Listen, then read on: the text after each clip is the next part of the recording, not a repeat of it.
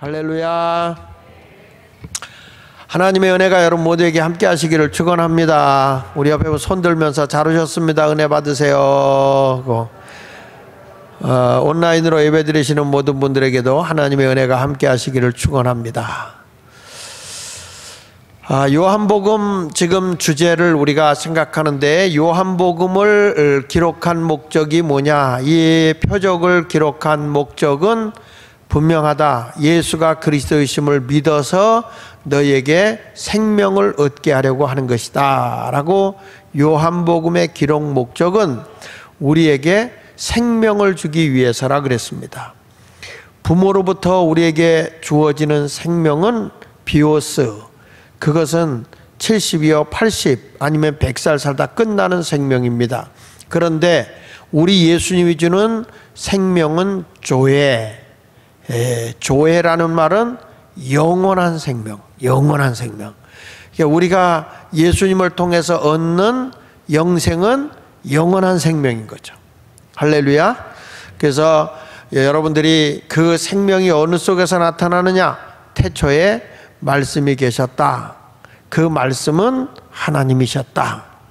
근데 그 모든 만물이 그로 말미암아 지은 바 되었다라고 말씀하면서 바로 말씀을 통해서 역사하시는 거죠. 근데 그분이, 말씀이 육신이 되어 이 땅에 오신 분이 예수님인데, 그 예수 그리스도는 빛으로 세상에 오셨는데 어둠에 살고 있는 세상 사람들이 예수를 영접하지 않았다는 거죠. 근데 여러분, 세상에 빛이 없으면 생명을 가져올 수가 없잖아요. 그 예수님이 처음부터 빛이 있으라, 천지 창조할 때도 빛이 있으라. 예수님이 이 어둠에, 이 성경 신약에 와서 어둠이면 죄악의 세상 속에 하나님을 잃어버리고 죄악 속에 살아가는 사람들을 얘기할 때라고 말했습니다. 그래서 이제 우리가 2장으로 넘어가서는, 2장에서는 지난번에 얘기한 대로 이 잔치집에 포도주가 떠나서 잔치가 파장이 되게 됐는데, 예수님이 거기에 물이 변하여 포도주가 되게 한 사건, 그 사건을 통해서 잔치가 다시 생명력 있게 벌어진 것과 같이 교회가 완전히 장사터가 되고 잘못된 거 예수님이 갈아엎어버리셨잖아요. 그래서 교회는 어떤 것이 돼야 되느냐? 우리 예수님이 다시 세우는 생명 있는 것. 내가 46년 동안 지었던 성전을 헐어라, 내가 다시 세울 거다. 사흘 위에 다시 세울 거다. 그건 뭐냐면 생명 있는 빈 껍데기 교회가 아니라 생명 대신 예수 그리스도가 있는 교회, 그걸 회복하는 거예요. 그래서 교회는 생명력 있고 기쁨이 있고 찬양이 있고 축제가 있는 그런 교회가 돼야 생명 있는 교회다라고 얘기했어요. 어제는 니고데모에 대한 얘기를 했습니다. 니고데모가 상당히 종교적인 그런 바리새인이고 선생이고 사내들인 공회원이고 세상적으로 보면 부족함이 없는 아주 종교성이 탁월한 사람이지만, 이분은 아직도 그런 종교적인 의식과 율법을 가르치고 있지만 하나님 나라를 못 봐요. 그래서 예수님이 그에게 뭐라고 그러죠? 내가 거듭나지 아니하면 하나님 나라를 볼 수 없다. 그러니까 이 사람이, 그러면 내가 어떻게 어머니 뱃속에 들어갔다 나오게 됩니까? 늙어서. 그때 물과 성령으로 거듭나지 아니하면 하나님 나라에 들어갈 수 없다. 니고데모는 그렇게 종교적인 사람이고 세상적인 그런 그 종교적 재판을 하는 사람이지만, 이 사람에게 뭐가 없어요? 생명 가진 자가 가는 하나님의 나라가 없었어요. 그 삶 속에 하나님의 나라가 없어요. 이건 누구만이 하나님의 나라를 소망을 두고 살아갈 수 있느냐? 거듭난 자만이 하나님 나라에 갈 수 있는 거예요. 그러니까 우리가 생명이 없으면 하나님 나라에 대한 소망도 없어요. 세상적인 무슨 욕망 채우고 세상적인 자기 영광, 자기 욕망, 자기 명예, 자기 권위, 이런 것들만 가득 채우려고 하는 그런 모습으로 살아가게 된다는 거죠. 그 어저께는 우리가 거듭남, 물이라고 하는 것은 세례라고 그랬죠. 예수 그리스도의 십자가의 구속의 은혜로 죄사함 받는데, 이 물세례라는 것은 예수님이 십자가에 죽을 때 우리도 육의 사람, 죄의 사람이 같이 죽은 것이고, 예수가 부활했을 때 영의 사람으로 다시 산 거다. 그래서 그것이 뭐냐? 그게 물이다. 그 물과 성령, 성령은 하나님의 말씀이라고 그랬어요. 성령의 검, 곧 하나님의 말씀을 가져라. 그래서 하나님의 말씀에 완전히 우리가 붙들림 받아 살아가는 사람이 거듭난 사람이에요. 내가 거듭났다는데 이 영적인 사람은 양식이 뭐냐? 하나님의 말씀이에요. 그래서 사람이 세상적인 양식으로만 사는 게 아니에요. 우리가 영이 산 사람은 하나님의 말씀을 먹고 사는 거죠. 믿음은 들음에서 나고 들음은 그리스도의 말씀으로 살아가는 거예요. 그래서 어저께는 니고데모에 대한 얘기를 했습니다. 자, 오늘은 생명 만난 여인이라고 하는 주제를 가지고 말씀을 하는데, 오늘 4장에서는 니고데모와는 전혀 다른, 그러니까 니고데모는 상당히 고관이죠. 신분적으로 볼 때 아주 하이클래스예요. 하이클래스. 이런 사람인데, 여기에 4장에 나온 사람은 사마리아 여인이고 도덕적으로나 윤리적으로 아주 천한 사람이에요. 근데 우리 주님의 구원의 역사는 아주 고귀한 사람이나 천한 사람이나 다 생명이 필요하다 이거예요. 생명이 필요하다. 할렐루야. 그러니까 세상의 모든 큰 나무도 생명이 필요한 거예요. 생명이 없으면 죽은 나무잖아요. 풀이라고 하는 것도 생명이 없으면 죽은 거예요. 그러나 풀이라고 하는 것도 생명이 있으면 사는 거예요. 우리 인생이 세상을 살아갈 때 잡초 같은 인생으로 살아가는 사람도 있고 거목으로 사는 사람도 있어요. 그런데 그 안에 예수가 없는 사람은 다 죽은 거예요. 내가 아무리 잡초 같은 인생이라도 예수가 내 안에 있는 사람이라면 생명 있는 사람이 되어 살아가게 되는 줄로 믿습니다. 어저께는 상당히 윤리적이고 도덕적이고 세상적으로 존경받는 사람에 대한 니고데모도 예수를 만나야만, 거듭나야만 하나님 나라 백성이 된다, 생명 있는 사람이 된다 라고 얘기하면서, 하나님이 세상을 이처럼 사랑하사 독생자를 주었으니 이는 그를 믿는 자마다 멸망치 않고 영생을 얻는다. 예수를 믿는 자마다 영원한 생명을 얻는 거다. 세상에 높은 자리 있다고 영생 얻는 거 아닙니다. 예수를 믿어야 영생을 얻는 겁니다. 나같이 버림받고 쓸모없는 존재, 뭐 아무 소용없어 세상 사람들 무시당하고 사람에게 짓밟히고 산다 할지라도 내가 예수를 믿으면 신분과 상관없이 구원을 받는 것이죠. 할렐루야. 그런데 이 니고데모는 밤중에 예수를 찾아가요. 근데 예수님이 찾아간 이 사마리아 수가성 우물가의 여인에 있는 곳에 찾아간 데는 정오예요. 햇볕이 가장 강력하게 비칠 때예요. 이 니고데모라는 사람은 자기 나름대로 세상에서 빛되게 살았다고 하지만 이 빛은 썩은 빛이에요. 그런데 이 사마리아 여인은 세상적으로는 어둠 속에 살았는데 예수님이 찾아간 시간은 광명한 정오의 시간이었어요. 예수님은요, 내가 어둠에 찾아갔던, 어둠의 삶을 살아갔던 예수님이 있는 곳에는 빛이에요. 그래서 우리는 광명하게 살 수 있습니다. 요한복음 1장 4절에 보면 그 안에, 예수 안에 생명이 있었으니 이 생명은 사람들의 빛이다. 할렐루야. 빛이 있어야 사니까. 그러니까 예수 안에는 생명이 있었는데 이 생명은 사람들의 빛이다 그러면서 9절에 보십시오. 참빛, 진짜 빛이 왔다. 이런 햇빛 말고 진짜 빛이 왔는데 그 세상에 와서 각 사람에게 비치는 빛이 있었다. 그러니까 여러분, 우리가 예수가 내 안에 들어오면 어두움에서 벗어나는 거예요. 빛된 생활을 하는 거예요. 성경은 끊임없이 우리에게 이래. 너희는 세상의 빛이다. 너희는 세상의 빛이다. 빛이 내 안에 왔어요. 그러니까 빛을 비치는 거예요. 그러니까 여기 보니까 참빛, 예수 그리스도예요. 참빛이 세상에 와서 각 사람에게 비치는 거예요. 그래서 구원은 각자가 받는 거예요. 우리 아버지가 믿으니까 온 가족이 다 구원받는 거 아니라 각 사람에게 예수의 빛이, 생명의 빛이 비춰져야 우리가 구원을 받게 되는 걸 기억하시기를 바랍니다. 자, 그래서 예수님을 이제 영접한 이 니고데모는 나중에 보면 영생을 얻은 사람이 됐죠. 근데 이 니고데모만이 아니라 이 사마리아 여인에게 지금 예수님이 찾아가는 그때를 보니까 참 특이한 게 나와요. 오늘 이제 요한복음 4장부터 보겠습니다. 1절부터 보니까 요한복음 4장 1절에 예수께서 제자를 삼고 세례를 베푸는 것이 요한보다 많다는 말이 바리새인들이 들은 줄을 주께서 아신지라. 지금 여기 보면 세례 요한들이 죄를 깨닫고 회개하기 위해서 모여드는 사람들이 요단강에서 세례를 많이 받았어요.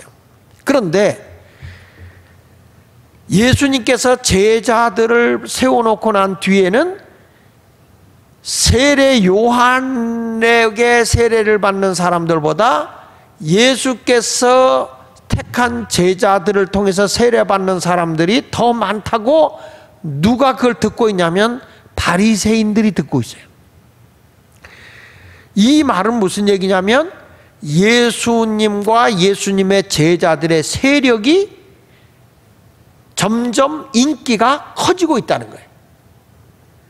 영향력이 점점 커지고 있다는 걸 얘기하는 거예요. 근데 2절에 이렇게 말하잖아요. 예수께서 친히 세례를 베푸신 것이 아니고 제자들이 세례를 베푼 거였단 말이에요. 근데 세례를 받는 숫자가 점점 많아지다 보니까 그렇지 않아도 예수님이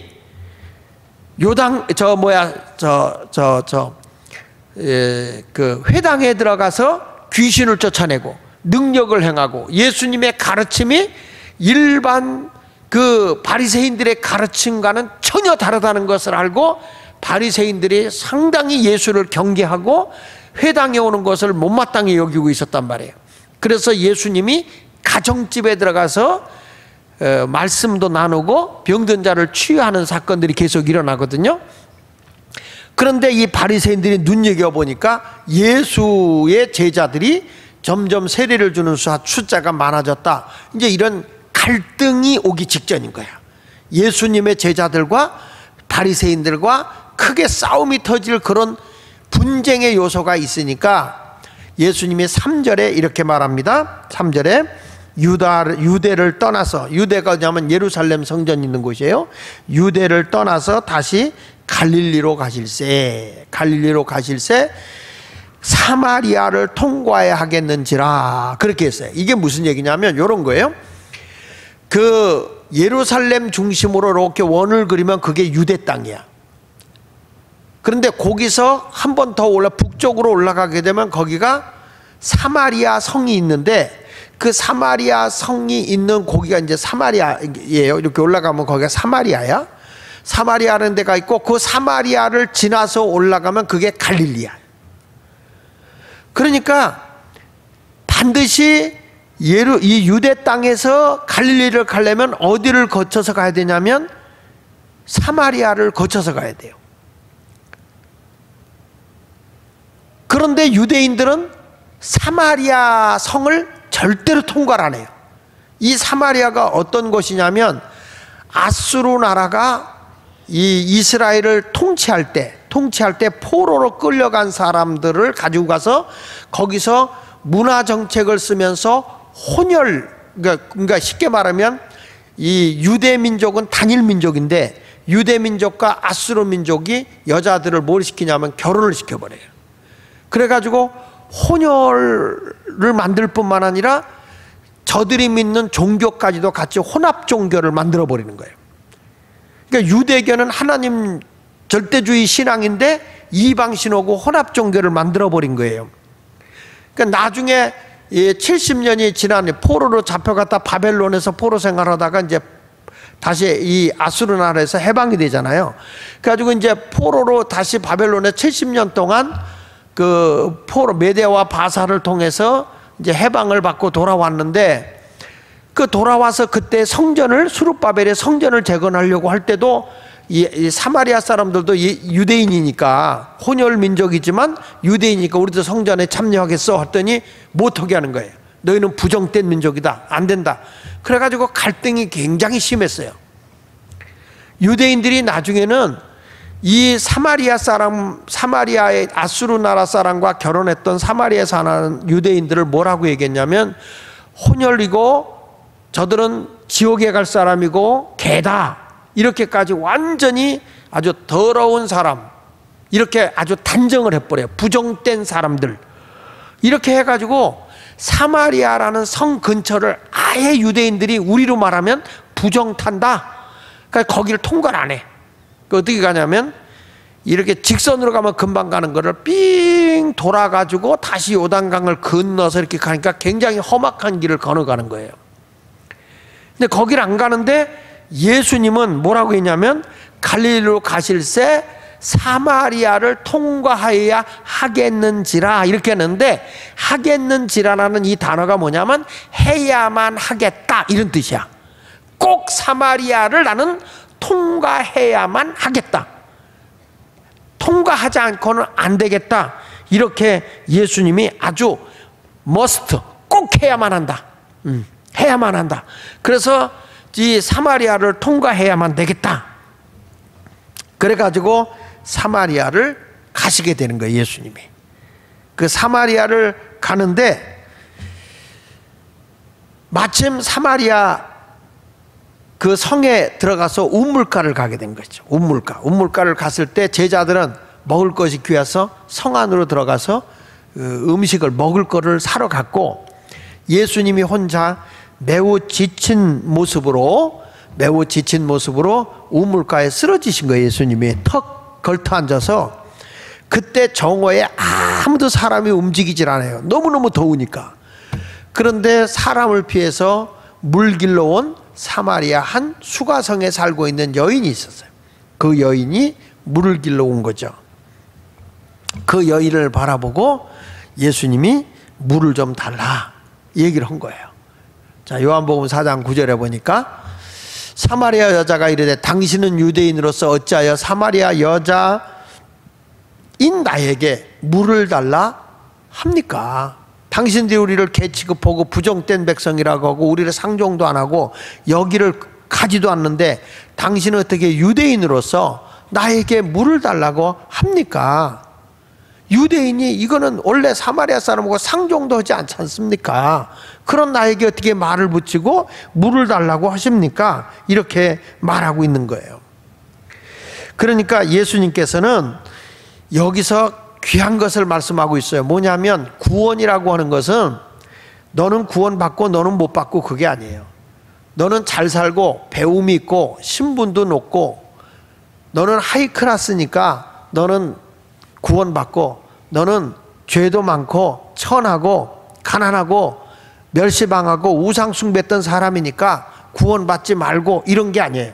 유대인들은 담을 딱 쌓아놓고 우리는 정결한 사람, 저건 부정한 사람, 우리는 거룩한 사람, 저건 속된 사람, 우리는 천국 갈 사람, 저건 지옥 갈 사람, 이런 식으로 딱 단정을 해버린 거예요. 담을 쌓아버린 거예요. 근데 우리 예수님이 사마리아 성을 들어가서 그 담을 헐어버리는 거예요. 그 담을 깨트리는 거예요. 우리 예수 안에서는 상관없어요. 그 사람이 과거에 어떤 사람이었든지 예수 앞에 오면 다 사해 주시고 영원한 생명을 주는 거예요. 아무리 많이 배우고 고상한 사람이라도 예수가 없는 사람은 생명 없는 사람이요 지옥 갈 사람인 거죠. 생명 없는 씨앗은 싹이 날 수 없는 것과 같이 아무리 그 사람이 세상적으로 명성이 있다 할지라도 예수가 없는 사람은 생명 없는 사람이고 어둠의 사람인 거죠. 그러니까 우리 예수님은 지금 뭘 깨뜨리는 겁니까? 인간이 쌓아놓은 담, 인간이 쌓아놓은 이것은 안 된다고 하는 그 벽을 헐어버리는 거예요. 그래서 우리 예수님이 사마리아를 가야만 했다, 이게 가야만 했다. 할렐루야. 나 같은 게 무슨 구원을 받아? 아니라는 거예요. 예수 앞에 나오면 여러분이 지금 환경이 어떻든 주님은 그거 생각 안 한다는 거예요.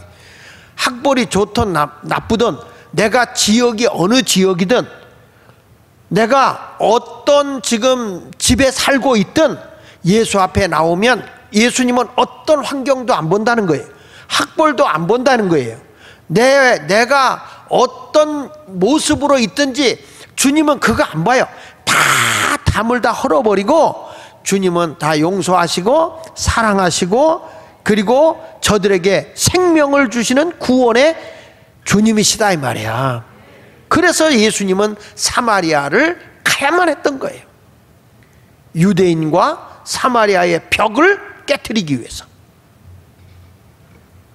교회 와서 오래 믿은 사람 텃세 노릇하지 말고 다 예수 안에서는 다 주 안에서는 하나야. 주 안에서는 다 한 몸인 거예요. 그런 마음을 가지고 다 우리 모두가 담쌓지 말고 예수 안에서 헐어버려야 될 줄로 믿습니다. 그렇게 사랑이 많으신 분이 예수님이에요. 요한일서 4장 10절에 말씀합니다.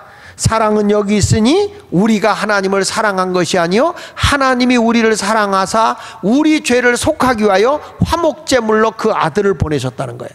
하나님의 사랑이 우리의 죄를 다 용서하기 위해서 당신의 외아들을 속죄의 제물로 우리에게 보내주셨다 그 말이에요.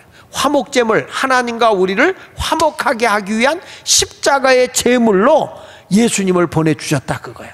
그게 하나님의 사랑이란 거예요. 그러니까 우리가 먼저 하나님을 사랑한 게 아니에요. 하나님이 우리를 사랑해 주신 거예요. 요한일서 4장 19절에도 보면 우리가 사랑함은 그가 먼저 우리를 사랑했다. 우리 하나님이 먼저 우리를 사랑해 주신 것을 기억하시길 바랍니다. 그래서 예수님이 이 사마리아 성에 가서 그 여인과 만나죠.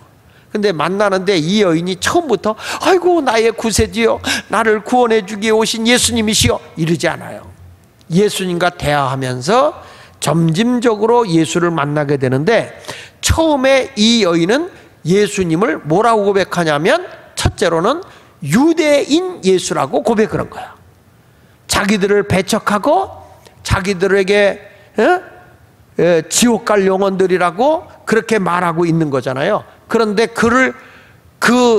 그렇게 말하고 있는 예수님과 대화하면서 이분은 유대인이야, 우리를 정죄하고 우리를 버리는 유대인이야, 뭐 이런 식으로 받아들인 거죠. 자, 요한일서 4장 6절로 8절을 다시 봅니다. 거기 또 야곱의 우물이 있더라. 예수께서 길 가시다가 어떻게 하여? 피곤하여. 여기서 예수님의 그 정말 인간적인 모습을 보지 않습니까, 여러분? 예수님이 싱싱한 모습이 아니잖아요. 참 예수님이 얼마나 지금 전도 사역을 하러 다니는데 우리의 육의 옷을 입고 오셔서, 하나님이시지만 육의 옷을 입고 오셔서 피곤해하는 거예요. 목사인 저도 이렇게 이제 피곤해서 설교를 하잖아. 그러면은 교인들이 오늘은 목사님 설교는 되게 힘들어 보여. 되게 피곤해 보여. 그러니까 내가 더 피곤해. 이러면서 목사는 피곤해도 안 돼. 목사님이 너무 힘이 없어. 뭐 이런 얘기를 한단 말이야. 그러니까 참 그런 것들이 우리가 볼 때는 좀 너무 심해. 그럼 뭐 목사는 무슨 뭐 신인가? 잘못할 수도 있지. 그런데도 목사는 그러면 안 된다 이렇게. 근데 예수님이 얼마나 인간적인 모습이에요. 아주 피곤해하는 모습을 성경에 기록하고 있잖아요. 때로는 예수님도 울기도 하셨잖아요.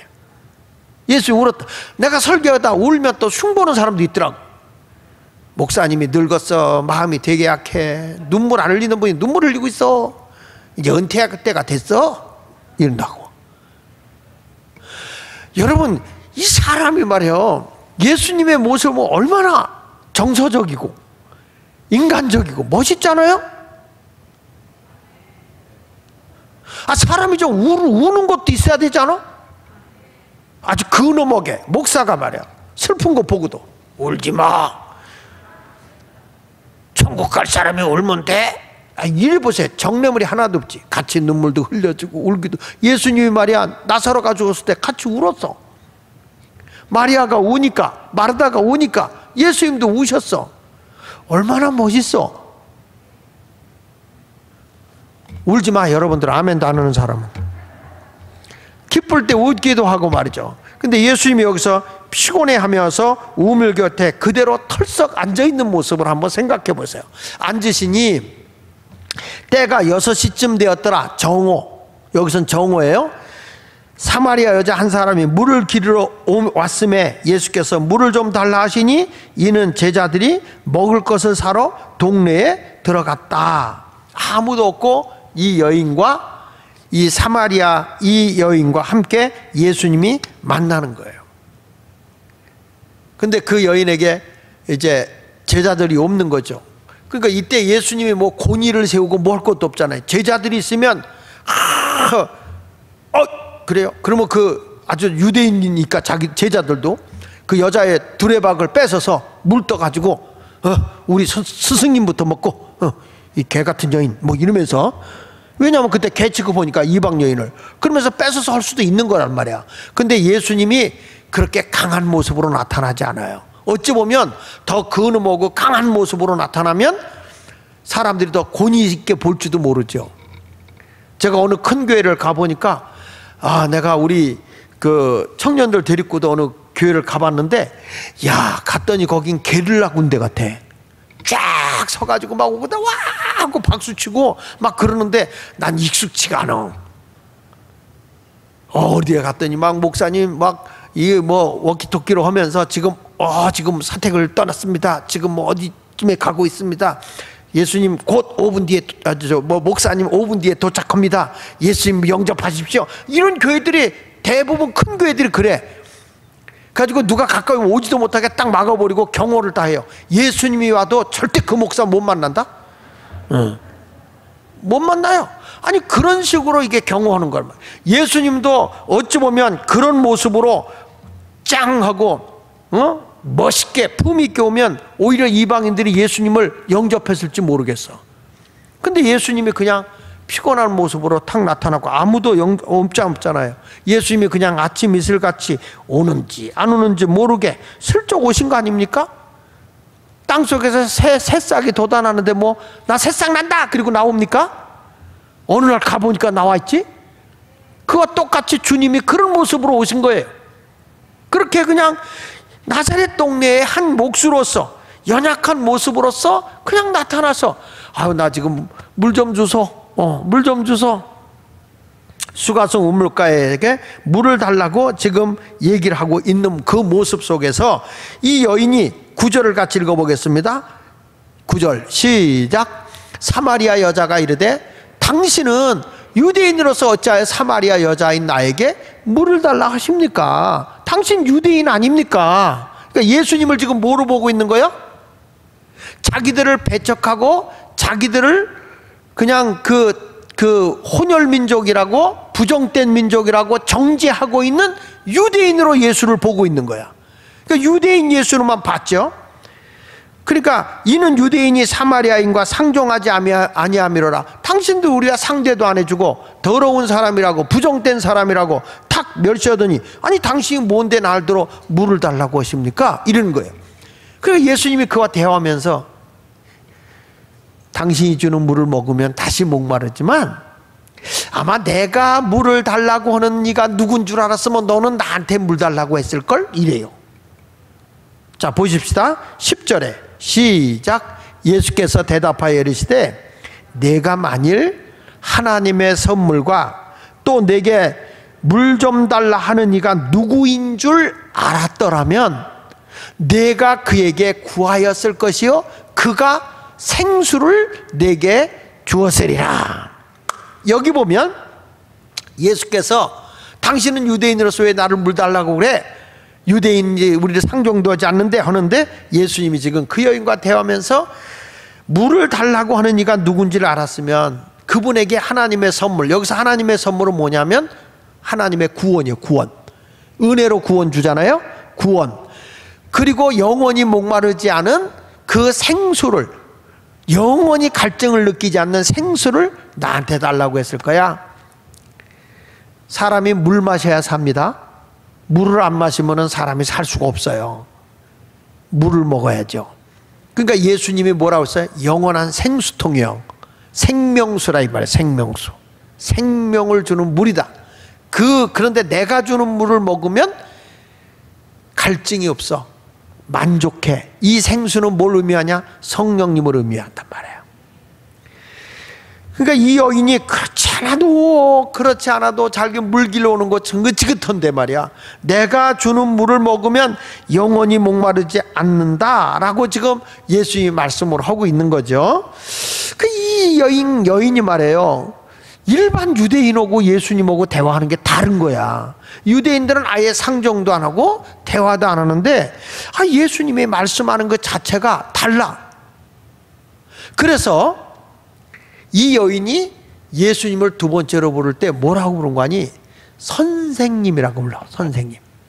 선생이신 예수. 이 여인이 그렇게 고백해. 처음에는 유대인으로서 했다가 선생님 이렇게 말하게 되는 거야.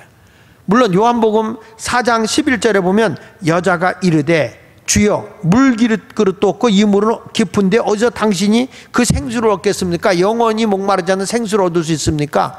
이게 여자가 이르되 이렇게 말하는데요, 여기 공동번역을 보면, 공동번역 요한복음 4장 11절에 보면 이렇게 말해요. 그 여자는 선생님, 선생님. 예수님에게 뭐라고 불러요? 뭐라고 불러요? 선생님. 우물이 이렇게 깊은 데다 선생님께서는 두레박도 없으면서 어디서 그 샘 솟는 물을 떠다 주시겠다고 말씀하십니까? 이렇게 선생님이라고 불러요. 그 다음에 현대인의 성경에도 보면, 현대인의 성경 요한복음 4장 11절에는 아예 선생님, 물기를 그릇도 없고 이 우물은 깊은데 어디서 그런 생수를 구한다는 말씀입니까? 이렇게 말해요. NIV 영어 성경에는 그렇게 말해요. So he said 이렇게 말해요. 그러니까 선생님, 그는 말했다 이렇게 말해요. 그러니까 예수님이 말씀하는 거예요. 그러니까 뭐란 거 아니? 이 여인은 예수님을 부를 때 선생님, 선생님, 그리고 she said, 그녀가 말했다. 뭐라고 말했느냐? 여기는 두레박도 없어요. 우물은 깊어요. 어디서 물을 가져갈 수 있어요? 그 영원히 목마르지 않는 물을 어디서 구할 수 있다는 말입니까? 그러니까 지금 이 여인은 예수님과 대화하는 과정에서 일반 유대인하고 다르다는 걸 알아요. 그래서 유대인에게서 지금 예수님을 뭐라고 바꾸고 있어요? 선생님으로 바뀌고 있어요. 그러니까 이 사람은 지금 유대인에게서 우리를 일깨워주는 선생님을 만난 거야. 선생이신 예수를 만나요. 예수님이 그 여인에게 차근차근하게 가르쳐주고 있습니다. 요한복음 4장 13절에 말씀합니다. 예수께서 대답하여 이르시되 이 물을 마시는 자마다 다시 목마르려니와 내가 주는 물을 마시는 자는 영원히 목마르지 아니하리니 내가 주는 물은 그 속에서 영생하도록 솟아나는 샘물이 되리라. 영생하도록 솟아나는 샘물이 되리라. 할렐루야. 그러니까 예수 그리스도가 주는 이 물은 영생의 물이에요. 영원한 생명의 물이야. 이 물이 여기서 솟아나는 거예요. 예수가 내 안에 거하면 세상 물은 먹으면 또 목마를 수 있지만 주님이 주는 물을 먹는 자는 영원히 목마르지 않는다. 그래서 바울처럼 어떤 상황에서도 자족하고 살아요. 주님 한 분으로 만족하고 사는 거예요. 갈증이 없어요. 돈이 없어도, 세상 명예가 없어도, 세상에 큰 집에 살지 못해도 내 주 예수 모신 그것이 행복한 곳이에요. 우리 그러잖아요. 높은 산이 거친 들이 초막이나 궁궐이나 내 주 예수 모신 곳이 그 어디나 거기가 하늘나라. 할렐루야 찬양하세. 내 모든 죄 사함 받고 주 예수와 동행하니 그 어디나 하늘나라. 큰 집에 살든지 적은 집에 살든지 내 집에 모신 그것이 바로 생명 있는 생명수가 흘러넘치는 곳이에요. 그러니까 갈증이 없어. 할렐루야. 그러니까 예수 제대로 믿는 사람은요, 그냥 변덕이 죽을 듯 하질 않는 거예요. 좁아 터진 데 사는데도 주님 한 분으로 만족하게 살아. 예수님만 있으면 행복이야. 할렐루야. 그냥 때로는 예수님 때문에 매를 맞아도 주님 한 분으로 만족하고 살아. 때로는 예수님 때문에 욕 먹으면 주여 내가 주님의 나라를 위해서 욕을 먹습니다. 할렐루야. 만족하고 사는 거예요. 내가 신앙생활하다 무슨 말 한마디 들어도 아유 주님은 아시지요. 그리고 그냥 넘어가. 뭐 노발이 아빠 대발이 아빠가 안 돼. 왜 그럴까요? 주님 한 분으로 만족하게 살아. 이 땅 위에 살아가도 참 평안이 없는데 내 주 예수 모신 것이 평안함이 넘치게 되는 것이죠. 우리는 육의 것을 구하는 사람이 아니라 그래요. 영의 것을 구하는 사람이잖아요. 땅의 것을 구하는 자가 아니라 하늘의 것을 구하는 자잖아요. 요한복음 3장 6절로 7절에 말하잖아요. 육으로 난 것은 육이다. 육으로 난 것은 육적인 걸 구해요. 육적인 걸 자꾸 찾아요. 그런데 영으로 난 것은 영이라는 거예요. 그러니까 7절에 내가 뭐라고 말했어요? 거기 보니까 내가 내게 거듭나야 하겠다는 말을 놀랍게 여기지 마라. 그러니까 육의 것을, 내가 이 세상에 태어나면 육의 것만 구해요. 주님 만나지 못한 사람은, 다시 영적으로 새롭게 태어나지 못한 사람은 예수님도 이용해서 땅의 것, 내 만족함을 얻으려고 그래요. 근데 우리는 하나님의 나라의 영광을 위해 살아요. 주님을 기쁘게 하며 살라고 그래요. 이게 영으로 거듭난 사람이에요. 할렐루야. 내가 교회 와서 여러분 영이 살아있으니까 주님의 나라 위해서 헌신하고 희생하고 또 영적으로 내가 충만하기 위해서 하나님 말씀 먹는 것이고 기도해서 성령의 충만함을 받는 것 아니겠습니까? 육의 것을 구하는 사람은 육신이 편안한 거 좋아하겠죠. 집에서 TV 좀 누워 있겠죠. 근데 우리는 힘들고 어렵지만 주님의 은혜를 생각하면서 이 자리에 온 줄로 믿습니다. 우리는 육의 것을 구하는 자가 아니라 영의 것을 구하는 자가 되어야 할 줄 믿습니다. 근데 이 여인이 하는 얘기가 뭐란 거 아니? 아유 예수님, 그러면 그물 좀 주세요. 영원히 목마르지 않는 그물을 주세요. 나 다시 물길로 오지 않을 테니까 그물 좀 주세요. 그러니까 이 여인이 예수님의 말씀을 이해 못 하잖아요. 육의 것만 지금 구하고 있잖아요. 이 물을 마시면, 내가 이 물을 마시면 다시는 목마르지 않는 물이다.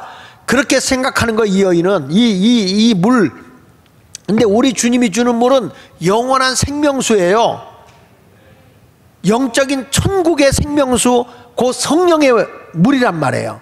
이걸 먹으면 너희가 자족하고 산다. 어떤 환경에서도 감사하며 살다. 행복하고 살아갈 수 있다. 이걸 얘기하는데 나 다시 물길로 오지 않게 이런 물 좀 주세요 라고 얘기를 해요. 그러니까 예수님이 네 남편 데려와 이러는 거예요. 자, 요한복음 4장 15절부터 보니까 여자가 이르되 주여 그런 물을 내게 주사 목마르지도 않고 또 여기 물길로 오지도 않게 하옵소서. 지금도 그럴걸. 세상 사람 붙잡아 놓고 여러분 교회 오세요 그러면요 영원히 목마르지 않는 생수가 있어요. 생수가. 그러면은 세상 사람들이 생수가 있다, 영원히 목마른 생수, 그러면 이런 세상 물을 얘기하는 거지 영적인 물로 받아들이지 않을 거예요. 교회 와서도 육에 속한 사람들은 영적인 말씀이 안 와요. 여기에. 그래서 어렵다고 그래요. 말귀를 못 알아들어요. 그 성경이 말하는 거 아닙니까? 귀 있는 자는 성령이 하시는 말씀을 들을지어다. 영이 열려야 들리는 거예요. 이게 육에 속한 사람은 안 보이거든. 그러니까 이 여인이 그 물, 목마르지 않는 그 물 좀 주세요 그랬어요. 그랬더니 예수님께서 16절에 이르시되 가서 내 남편을 불러오라. 17절에 여자가 대답하여 이르되 나는 남편이 없습니다. 예수께서 이르시되 내가 남편이 없다는 말이 옳도다. 그렇게 말하면 좋을 텐데 예수님이 너에게는 남편이 5이 있었고, 5을 바꿔친 거예요. 있었고 지금 있는 자도 내 남편이 아니. 그러니까 남의 남편 뺏어서 사는 거예요. 지금 있는 남편도 내 남편이 아니니 내 말이 참되도다. 이 여인은 육적인 만족을 위해서, 세상의 갈증에서 다 벗어나기 위해서 남자를 5이나 바꾼 것이고, 지금 있는 남편도 자기 남편이 아니, 운명이 기구한 거죠. 그러니 이 여인에 대해서 누가 환영하겠어요? 그러니까 대낮에 아무도 사람 움직이지 않을 때 몰래 움직이고 있는 거란 말이에요. 그런데 우리 예수님이 이 민감한 부분을 끄집어내는 거예요. 나 영원히 목마르지 않는 그물 좀 주세요. 예수님이 주겠다는 거예요. 그러니까 네 남편 데려와. 그랬더니 난 남편이 없어요. 내 말이 오라. 근데 너 남편이 5이 있었지. 지금 있는 남편도 내 남편이 아니니 내 말이 참되다, 옳다, 바르다, 이렇게 얘기하는 거예요. 그러니까 이 여인의 지금 뭘 얘기하냐면 과거에 추하고 더러운 죄를 지금 끄집어내고 있는 거예요, 주님은. 왜냐? 거룩한 영이 내 속에 들어오려면, 하나님의 영원한 생명수가 내 속에 들어오려면 우리의 죄악이 다 토해내야 돼. 주님 앞에 나의 허물과 죄가 다 토해내져야, 그래야 거룩한 것이 들어오는 거예요. 우리 주님 앞에는요, 드러나지 않을 것이 없어요. 우리는 쉬쉬하고 감추고 살 수 있겠죠. 그런데 예수 앞에서는 다 드러나게 돼 있어요. 히브리서 4장 13절에 그런 말씀이 나와요. 지은 것이 하나도 그 앞에 나타나지 않을 것이 없고, 이 세상의 모든 것이 다 우리 하나님 앞에 다 나타나고, 우리의 결산을 받으실 이의 눈앞에 만물이 벌거벗은 것 같이 드러나느니라. 그러니까 주님 앞에서는 드러나지 않을 것이 없어요. 왜? 그분은 광명한 빛이에요. 빛 앞에 감출 수 있는 게 없어요. 할렐루야. 그러니까 우리가 빛 대신 예수님이 내 안에 들어오면 어둠의 삶이 다 드러나는 거예요. 그러니까 우리가 예수님을 영접하는 순간에 눈물을 흘리고 자복하고 나는 죄인입니다, 가슴을 치고 통회하는 거예요. 이 여인이 그것만 달라고, 그 영원히 목마르지 그걸 달라고 하니까 우리 예수님께서 내 남편 데려와라 하면서 그의 아픈 과거를 지금 뭐 하려고 하는 겁니까? 그를 정죄하려고 한 게 아닙니다. 회개시키려고 하는 것이죠. 그래야 영원한 생명수가 그 속에 들어가기 때문입니다. 자, 이 여인은요, 유대인이었던 예수님을 알았다가 말씀을 나누면서 아, 이분은 선생님이구나 한 거예요. 그런데 이 사람의 모든 과거를 다 알고 있어.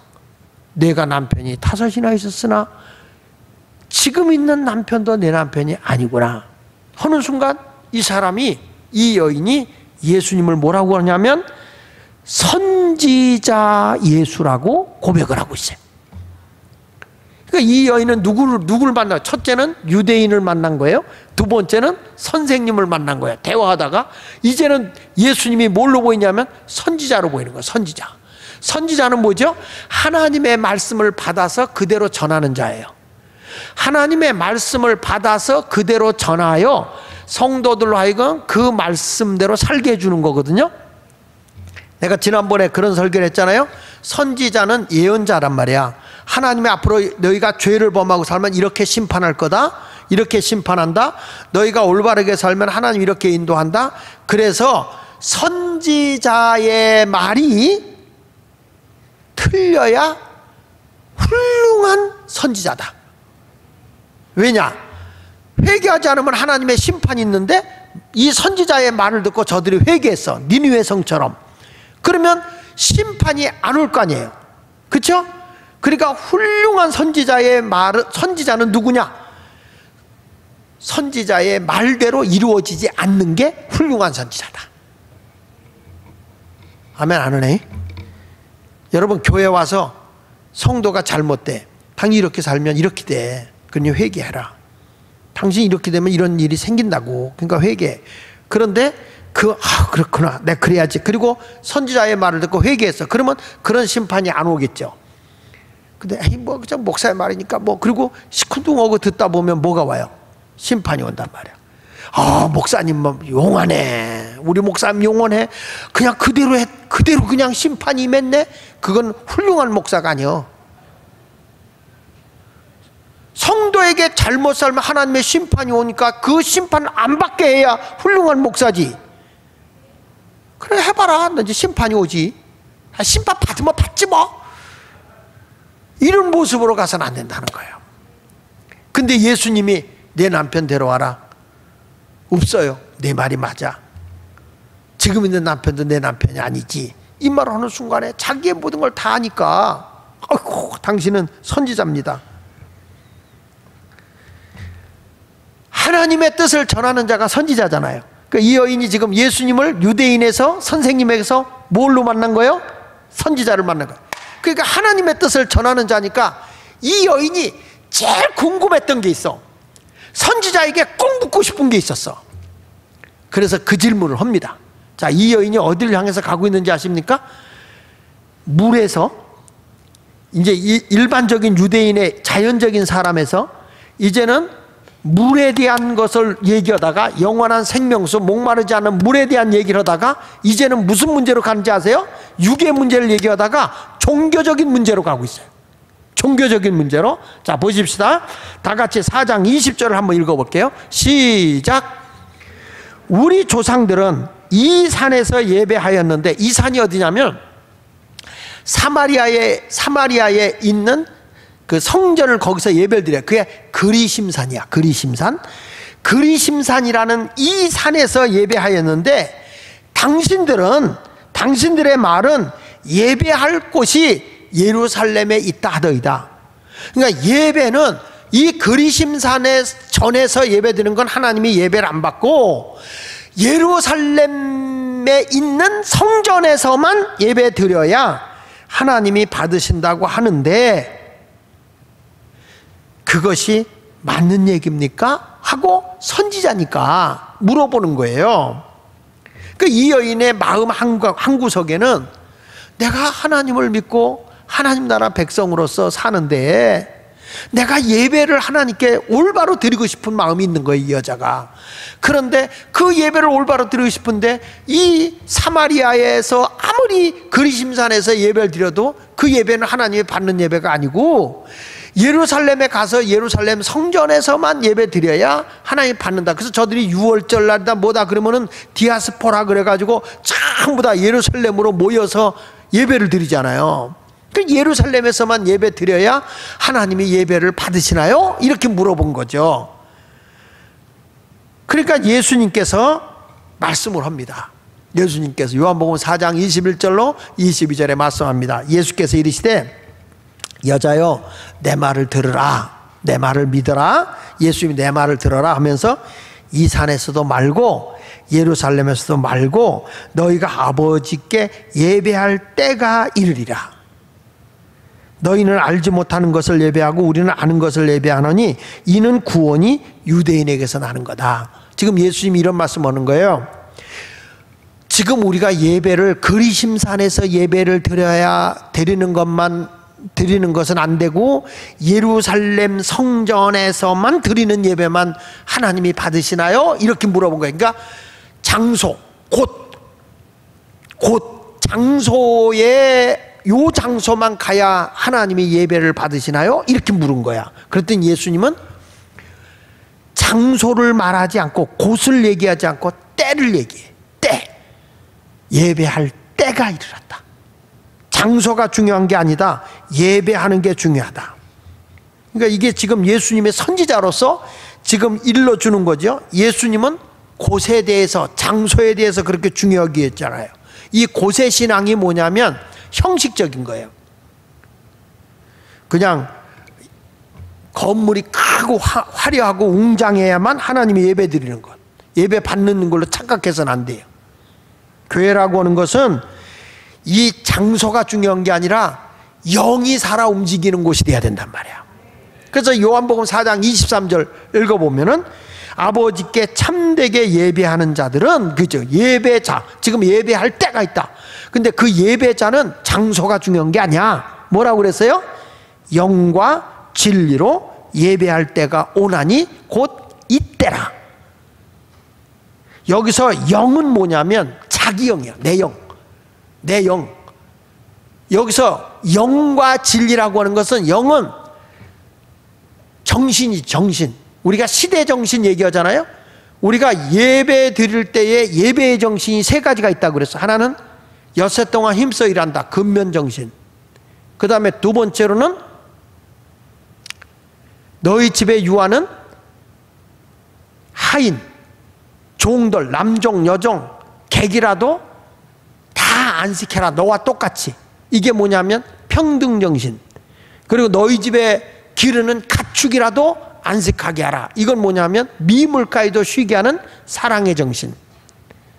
그러니까 이런 신령한 예배라고 하는 것은 우리의 정신, 가치, 이런 게 중요한데, 주님은 근면정신, 평등 정신, 사랑의 정신이 담겨져 있는 삶으로 하나님을 예배하라. 근데 그게 뭐냐? 진리 되신 분이 예수님이잖아요. 그러니까 변함이 없는 하나님의 말씀에 붙들려 살아라 그 말이에요. 교회 와서 형식적인 예배가 중요한 게 아니라 우리 주님이 우리에게 주신 그 가치, 그 정신, 우리 시대 정신 그래요. 시대 정신. 우리나라가 지금 뭐 평등이 무너지고 공정함이 무너지고 그리고 이 나라의 모든 그 진실함이 무너져 가고 있는 이 모습을 보면서 이제 우리나라가 지금 시대 정신이 뭘로 가냐? 공정과 법치 이런 것을 지금 주장하고 있잖아요. 그런데 예수님은 지금 무슨 얘기를 하는 거냐면은 너희의 주님이 주신 그 가치가 있지 않냐? 즉 정신 그리고 진리 변함이 없이 예수 그리스도 그분 중심의 삶을 살아라. 그게 온전한 예배다. 자 봅니다. 아버지께 참되게 예배하는 자들은 영과 진리로 예배할 때 권해 곧 이때라. 아버지께서 자기에게 이렇게 예배하는 자들을 찾는데 하나님은 영이시니 예배하는 자가 영과 진리로 예배할지니라. 할렐루야. 그러니까 여러분 우리가 예배할 곳이 중요한 게 아니고 예배할 때가 중요한데 그 예배의 때가 어느 때냐? 신령과 진정, 다시 말하면 영과 진리, 이걸로 하나님 앞에 온전한 예배가 드려져야 됩니다.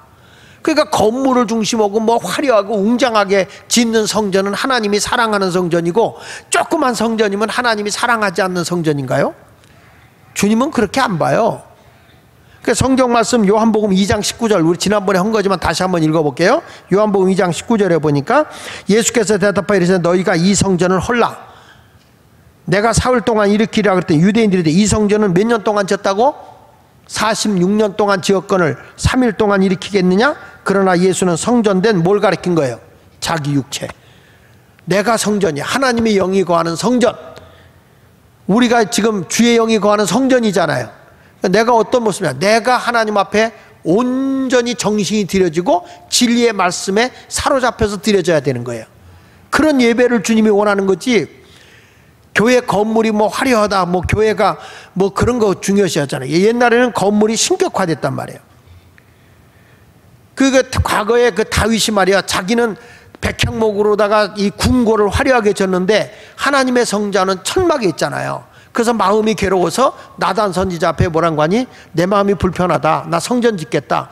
그러니 아니 다윗이 성전 짓겠다, 왕이 성전 짓겠다고 하는데 나단 선지자야 얼마나 좋아하겠어요. 아니 예를 들어서 문재인 대통령이 장 목사 힘들지 내가 교회 하나 새로 크게 져줄까? 얼씨구나 할 거 아니에요. 그런데 왕이 성전을 져주겠대. 그래 나단 선지자가 할렐루야 놀렐루야 날렐루야 한 거야. 그래가지고 아멘 했는데 그날 밤에 하나님이 나단 선지자를 딱 불러서 하는 얘기가 야 나단아 다윗한테 가서 성전 짓지 말라고 그래. 이게 무슨 날벼락이냐고.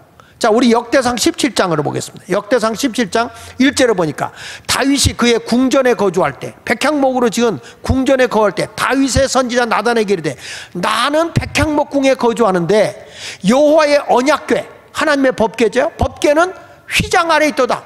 천막 아래 있다는 거예요. 천막 아래 있도다. 2절에 나단이 다윗에게 이르되 뭐라고 그랬어요? 하나님이 왕과 함께 계시니 마음에 있는 바를 모두 행하소서 성전을 지으라 그 말이야. 그 밤에 하나님이 말씀이 나단에게 임하여 이르시되 가서 내 종 다윗에게 말하기를 여호와의 말씀이 너는 내가 거할 집을 건축하지 마라. 하나님이 우리 같으면 하나님도 기뻐할 거야. 하나님도 기뻐할 거예요. 제가 지금 기억나는 게 원주에 그 교회 새로 잘 졌어. 교인들이 막 감자떡을 팔고 막 이래가지고 고생하면서 교회 빚을 지면서 성전을 이렇게 잘 지어놨어요. 대장교회라고 대장교회. 근데 그런 교회를 감리교회야. 그때 이제 그 박 감독님이라고 계셨던 교회인데 그 교회 내가 부흥회 가서 둘째 날 첫 낮 공부 시간 때 설교 제목이 뭐냐면 성전을 헐라. 설교한 거예요. 예수님의 이 40년 지은 성전을 헐라. 왜 내가 그걸 했냐면, 건물을 신격하지 마라. 건물 중요한 거 아니다. 우리 마음의 성전이 중요한 거다. 가면 자꾸 건물 자랑하고 교회가 그런 거 하지 마라. 우리는 내 안에 주님이 모시고 사는 성전이 중요한 거다. 그 얘기를 했는데 담임 목사부터 사모님이 되게 삐진 거야. 엄청나게 희생하면서 교회를 졌는데, 오자마자 교회 짓내라고 강사가 말이야 고생했다 수고했다 막 격려하고 위로해 줘야 되는데 성전을 헐라. 그래 놓으니까 얼마나 시험이 되는지 엄청난 시험이 된 거예요. 근데 여러분 참, 그 목사님 이제 은퇴하셨죠. 은퇴했는데 그 교회가 얼마나 건물은 크게 졌는데 교인들이 왜소해진 거야. 몇 명 안 돼. 얼마 전에 내가 갔더니 그 지역을 갔는데 그 교회가 바싹 오그라진 거예요. 다시 말씀하지만 건물은 아무 소용이 없어. 내 안에 성전이 지어져야 돼. 영원히 목마르지 않는 하나님의 생수가 흘러넘치는 그런 게 중요한 것이지, 뭐 건물이 그렇게 중요하고 건물을 신격하고 그래. 그러니까 여기서 다윗도 성전을 지으려고 하니까 하나님이 야 건축하지 마 이렇게 나오는 거예요.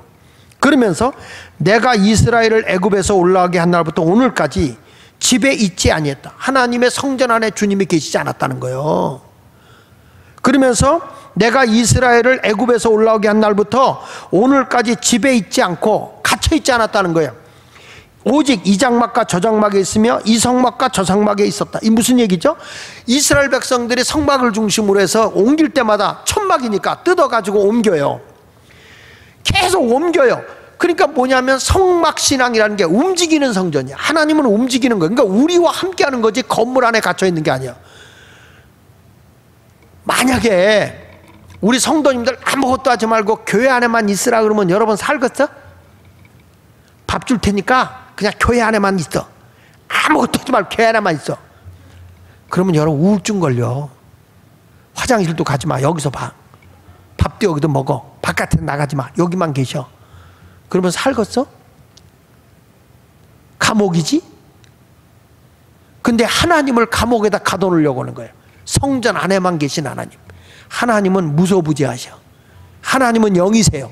어디든지 계신 분 아닙니까? 믿습니까? 근데 보세요. 여기 뭐라고 그러냐면 이 성막과 저 성막이 있었나니 이스라엘 무리와 더불어 가는 모든 곳에 내가 내 백성을 먹이라고 명령한 이스라엘 어느 사사에게 내가 말하기를 너희가 어찌하여 내 백향 목집을 건축하지 아니했느냐고 말한 적 있냐? 이렇게 말하는 거예요. 내가 건물 앉았다고 뭐라고 그러대? 이러는 거예요. 그러니까 이스라엘 백성이 계속 움직이고 있는 상황인데 건물에다 가둬놓는 하나님 되면 안 돼요. 난 우리 예수마을교회도 마찬가지라고 봐요. 예배당은 그렇게 중요하지 않아. 그래서 예배당은 역동성이 있어야 되는 거야. 우리 안에 주님의 전이 거하는 게 중요한 것이지, 교회를 자꾸 여러분이 신격화하고 이런 식으로 가면 안 돼. 과거에 같으면 교회가 아주 그냥 여기가 예수 믿기 신발도 여자가 어디 강단에 올라와? 어디 신발 신고 강단에 올라와? 끔찍하지? 어딜 여기서 기타 치고 드럼을 쳐? 그러면서 난리가 나겠죠. 옛날 목사님들 같으면 그러겠죠. 근데 건물 신앙이 중요한 게 아니에요. 내가 신령과 진정으로 하나님께 예배드리는 내가 성전이 되어야 할 줄로 믿습니다. 하나님은 곳의 신앙이 아니야. 곳, 어느 장소 이게 아니야. 때, 신령과 진정으로 예배드릴 때, 하나님의 시간, 내가 언제든지 주님과 영적 교통이 이루어지는 게 중요하다. 믿으시면 아멘. 할렐루야. 그게 언제냐? 바로 23절에 있는 것처럼 지금이다. 지금. 근데 우리 예수님이 이 성전을 짓는다고 계속 우기니까 좋다. 근데 주님이 승인을 해요. 우리 하나님이. 내가 언제 성전 지라고 해서 짓지 말라고 그랬지. 근데 계속 다윗이 성전 짓기를 갈망하니까 그의 아들 솔로몬이 성전을 짓겠다고 하는 거야. 하도 졸르니까 하나님도 졸르면 해준다. 근데 하나님이 뭐라고 하지? 좋아. 내 성전 짓게 할게. 근데 조건부다. 조건부. 그 조건부가 뭐냐? 너희들이 하나님의 말씀대로 살면 이곳에 거하게 한다. 성전에 함께 한다. 하나님이 함께 하겠다는 거예요. 그러나 너희가 아무리 건물을 지어놔도 하나님의 말씀대로 살지 않으면 내가 너희와 함께 하지 않겠다. 이거예요. 자, 보실까요? 열왕기상 6장 12절부터 보겠습니다. 내가 지금 이 성전을 건축하니 내가 만일 내 법도를 따르며 내 율례를 행하며 내 모든 계명을 지켜 그대로 행하면, 하나님의 말씀대로 살면 그 말이야. 내가 내 아버지 다윗에게 한 말을 내게 확실히 이룰 것이요 내가 또한 이스라엘 자손 가운데 거하며 내 백성 이스라엘을 버리지 않겠다. 그러니까 건축을 하니까 하나님이 조건을 건 거예요. 말씀대로 살면 내가 너희와 함께 하겠다는 거예요. 그러나 너희가 하나님의 말씀대로 하지 않는 이 성전이라면 내가 헐어버리겠다. 그래서 결국에는 예루살렘 성전이 무너진 거예요. 로마에 의해서 티토 장군 서기 70년에 완전히 돌 하나도 남지 않고 다 없어져 버린 거예요. 하나님의 말씀의 원리대로 살지 않는 교회 아무 소용없어요. 교회당 나 한 사람이 성전 돼야 되는 거예요. 주의 영이 거하는 거예요. 생명 있는 성도가 되는 게 중요한 거예요.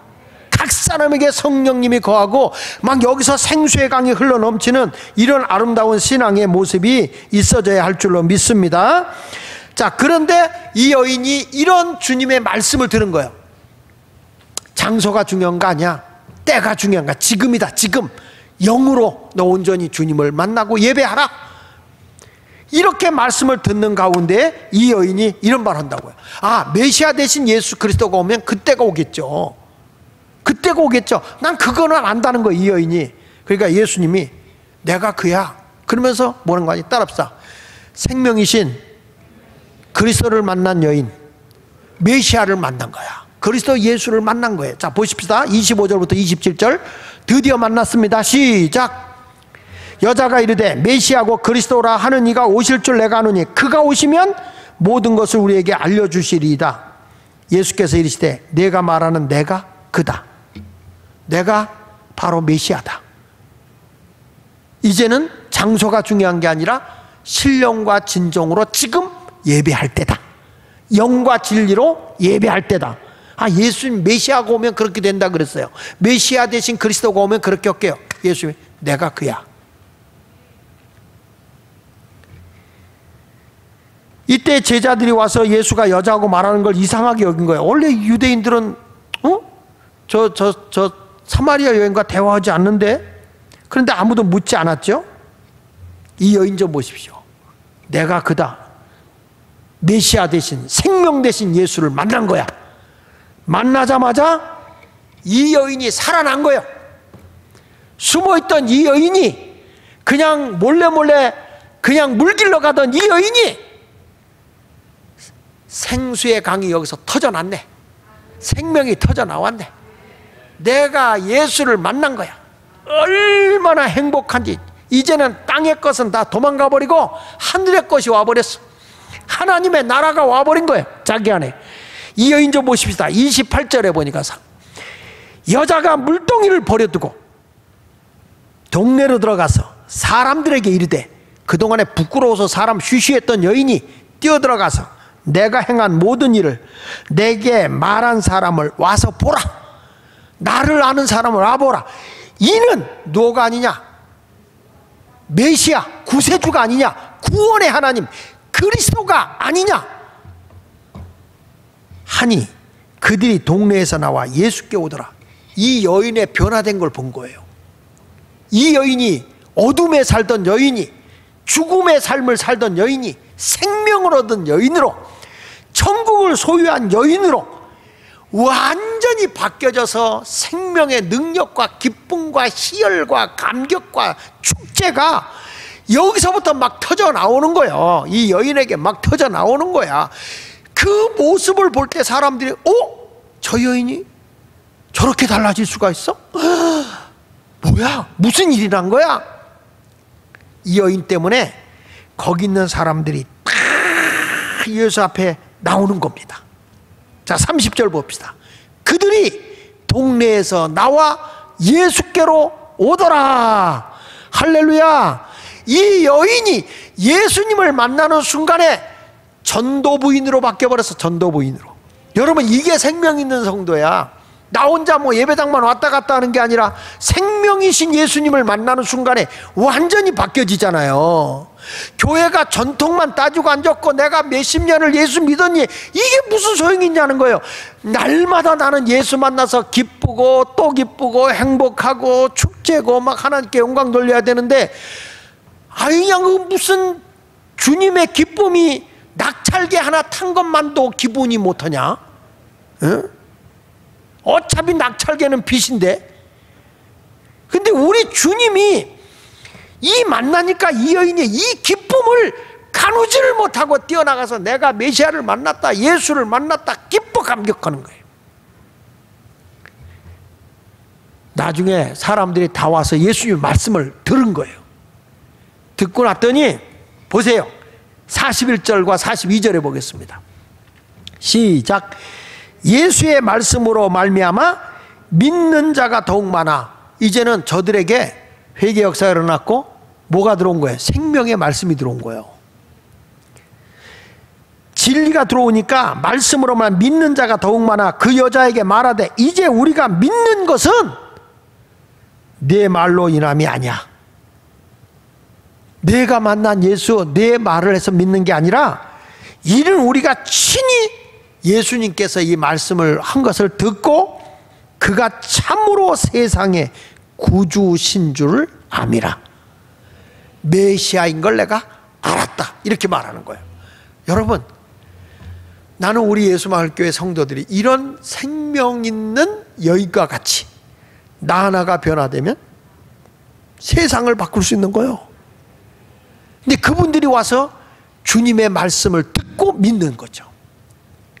육에 속한 사람은 말귀를 못 알아들었는데 이 여인이 자꾸 예수님과 말씀을 나누면서 유대인에게서 선생님에게로, 선지자로, 그 다음에 메시아로 만난 거야. 예수, 생명 되신 예수님을 딱 영접하는 순간에 그는 완전히 인생이 바뀌어져서 전도부인으로 바뀌어버렸죠. 세상에 생명을 전하는 여인으로 바뀌어진 것입니다. 여러분은 어떻게 변화됐나요? 과연 나는 지금 생명 있게 움직이고 있는가? 오늘 말씀을 들으세요. 요한복음의 줄기는 계속 생명으로 이어가고 있음을 여러분들이 꼭 알고요. 주여, 예수가 내 안에 있어. 나는 영원한 생명을 소유한 자입니다. 나는 죽어도 삽니다. 할렐루야. 우리는 부활의 예수를 믿잖아요. 내 안에는 영원한 생명이 있다는 확신 속에서 기쁨과 감격, 껍데기 신앙, 형식적인 신앙이 아니에요. 건물 신앙이 아니에요. 영과 진리로 예배하는 살아있는 생명력 있는 그리스도인의 삶을 살아가는 여러분 모두가 되시기를 예수 이름으로 축원합니다. 축원합니다.